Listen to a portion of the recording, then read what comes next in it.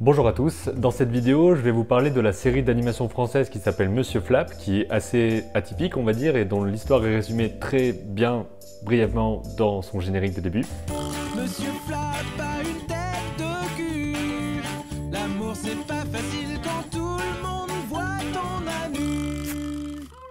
Voilà, en gros vous avez le concept, c'est ce qui aurait pu être juste une petite idée comme ça dans un coin de carnet, dans un bar, en disant tête de cul et tout. Et ben est devenue une série d'animation qui a une histoire à la fois super drôle mais aussi super touchante, qui parle de la famille, de l'amitié, de plein de trucs. Donc un énorme travail d'écriture et aussi un énorme travail visuel dont je vais parler principalement ici parce que toute l'idée c'est d'avoir une animation qui semble vachement spontanée, vachement simple et fraîche on va dire, si animation fraîche veut dire quelque chose. Et donner l'impression de quelque chose de simple a en fait été une aventure assez compliquée pour l'équipe. Pour cette vidéo, je me base évidemment sur la série elle-même que j'ai regardée il n'y a pas longtemps, que j'ai vraiment beaucoup aimé, et aussi sur le making-of de 30 minutes qui parle de la production, de l'enregistrement des voix, des storyboards, de l'écriture. Je vous invite vraiment à aller le regarder, il est extrêmement complet et intéressant. Et la série elle-même est visible à la fois sur la chaîne YouTube et sur le site France TV/.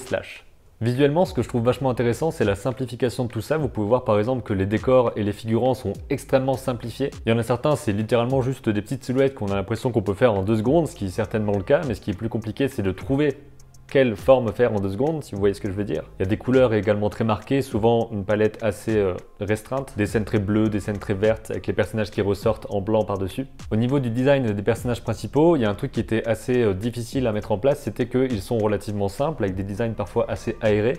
Donc quand je veux dire aéré par là, c'est que... Waouh, c'était pas dans l'ordre. Ce que je veux dire par design aéré, c'est que dans l'animation et aussi dans leur forme elle-même, il n'y a pas forcément des lignes de contour partout qui montrent le volume. Par exemple, Anaïs, elle n'a pas de cou défini, en tout cas pas à toutes les images, donc parfois on peut avoir l'impression que sa tête flotte par-dessus ses épaules si on ne met pas la tête au bon endroit, alors que pourtant dans l'animation, il faut qu'on ait l'impression qu'il y a un corps solide, qu'il y ait quelque chose de robuste. Et ça, c'est un style graphique assez particulier, et à animer, c'est un défi aussi spécial. Parce que dans la production, il y a d'abord l'écriture qui est à peu près en parallèle avec le storyboard parce qu'on commence à placer de la mise en scène quand on écrit, en tout cas ici je crois que c'était le cas. Ensuite tout ça est mis en maquette avec des voix témoins qui sont faites directement ici par Nicolas et Brice, donc les 2 réalisateurs, histoire de pouvoir caler des voix sur du storyboard animé, de l'animatique pour pouvoir avoir un aperçu avant d'enregistrer les voix finales. Et ensuite il y a une phase qu'on appelle le layout qui est la mise au propre du storyboard, c'est-à-dire placer correctement les décors et les personnages dans l'espace pour que les animateurs puissent récupérer ça et animer les personnages. Sauf que ici, c'est assez particulier apparemment parce que leur phase de layout, c'est à la fois le dessin du décor, le placement du décor des personnages et aussi presque une phase de pré-animation avec des poses clés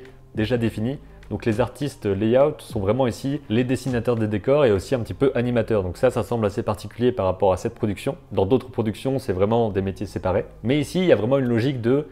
Il faut faire pas mal de choses en assez peu de temps. Donc il y a tout un sujet de simplification, comment on fait aussi pour que les animateurs animent vite et bien, parce que l'animation ici est quand même assez complète. Il y a beaucoup par exemple de jump cut où il n'y a pas de breakdown dans les animations, il n'y a pas d'intervalle, mais il y a juste des pauses clés qui s'enchaînent dans certaines séquences, mais ça reste des pauses extrêmement dynamiques. En gros, on peut mettre pause plus ou moins à n'importe quel moment. On aura toujours l'impression d'avoir une image cohérente qui parle de l'histoire avec une grosse expressivité. Donc c'est un peu le parti pris de mettre seulement les pauses essentielles, les expressions essentielles, mais c'est quelque chose d'assez compliqué aussi, parce que la chef animatrice Charlotte Baker, qui est aussi dans le making-of, explique que les quotas étaient assez élevés. Donc les quotas, c'est la durée d'animation que doit faire chaque animateur, chaque animatrice par jour, et ici c'était 10 secondes fini.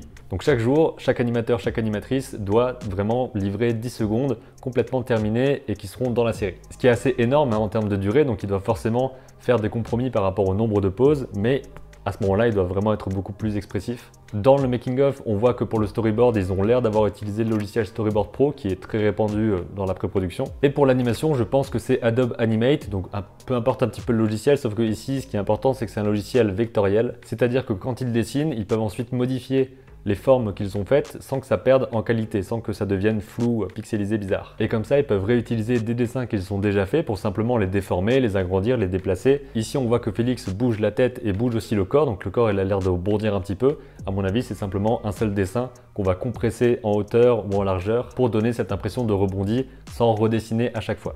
On peut voir aussi que le dessin n'est pas toujours complet et c'est une volonté de style graphique. Parfois, il y a juste une tête qui passe ou alors le bras n'est pas relié au corps, que j'aime tout particulièrement parce que j'aime beaucoup savoir qu'en quelques traits, sans dessiner absolument tous les volumes, on peut retranscrire l'idée d'un corps en entier. Je me suis beaucoup amusé à voir la série, je vous la conseille vraiment, c'est une série qui est émouvante et aussi très drôle, avec forcément de l'humour un peu grinçant, graveleux des fois. On parle quand même d'un mec avec une tête de cul qui a une façon très bizarre de manger par exemple. Il y a des choses complètement absurdes à l'intérieur, il y a des personnages complètement cons aussi des fois. Et c'est chouette de voir qu'il y a des studios qui s'investissent là-dedans, donc là c'est une production de Bobby Productions qui est aussi derrière les Cassos par exemple et la série Vermine que j'ai vu récemment qui est vachement cool, qui est par contre elle beaucoup plus trash, donc c'est encore moins pour tout le monde. Et surtout je trouve que c'est une superbe démonstration visuelle de comment faire simple pour donner une impression de spontanéité avec une animation qui est quand même assez poussée et surtout une écriture super chouette qui arrive à nous émouvoir sur des épisodes de 4 à 8 minutes. Et je vous conseille de la regarder à la fois pour son histoire qui est vachement intéressante mais aussi pour la façon dont ça a été fait visuellement, donc l'animation simplifiée, les designs aussi qui sont extrêmement simples et efficaces, la gestion des couleurs, des décors, la gestion des ombres aussi, et peut-être de vous essayer à ce genre de dessin ou d'animation et de remarquer que faire simple,